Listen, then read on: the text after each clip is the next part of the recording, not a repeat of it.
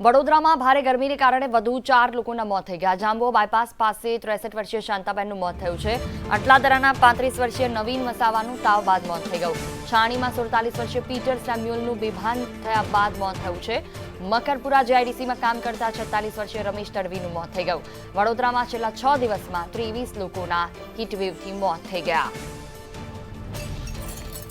વધુ લોકોને હીટવેવ ભરખી ગયો। છાણીમાં 47 વર્ષના પીટર સેમ્યુઅલનું બેભાન થયા બાદ મોત થઈ ગયું। અનેક આવા કિસ્સાઓ સામે આવી રહ્યા છે। મકરપુરા જેઆઈડીસીમાં કામ કરતા 46 વર્ષીય રમેશ તડવીનું પણ મોત થઈ ગયું। છેલ્લા 6 દિવસમાં 23 લોકોના હીટવેવથી વડોદરામાં મોત થઈ ગયા। આંકડો મોટો છે અને હજી પણ જો ધ્યાન રાખવામાં નહીં આવે તો પરિસ્થિતિ સર્જાઈ શકે છે। કુનાલ શર્મા સંવાદદાતા અમારી સાથે જોડાયા છે। જે કુનાલ, જે રીતે વડોદરામાં ભારે ગરમીના કારણે વધુ 6 લોકોના મોત થઈ ગયા, શું વિગતો? જે રીતે હીટવેવને લઈને વડોદરા વાસીઓ પરેશાન છે, તો બીજી તરફ ગભરામણ અને ચક્કર આવવા સહિતના લક્ષણો સાથે લોકો બેભાન થાય છે અને મોતને ભેટી રહ્યા છે।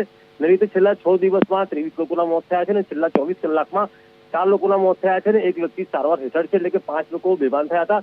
જોકે 4 લોકોના મોત છે ને એક હાલ સારવાર હેઠળ છે। સૌથી મહત્વની વાત છે કે જાંબુ બાયપાસ પાસેના 63 વર્ષીય શાંતાબેન હોય કે પછી 37 વર્ષીય નરેશ વસાવા હોય, આ તમામને ચક્કર આવ્યા અને ત્યારબાદ તેઓ મોતને ભેટ્યા છે। એટલે ખૂબ જ ચિંતાજનક વાત છે ને હજુ પણ હીટવેવનો વર્તારો છે, એટલે કે હજુ પણ કેટલાના ભોગ લેવાશે તે જોવું રહ્યું।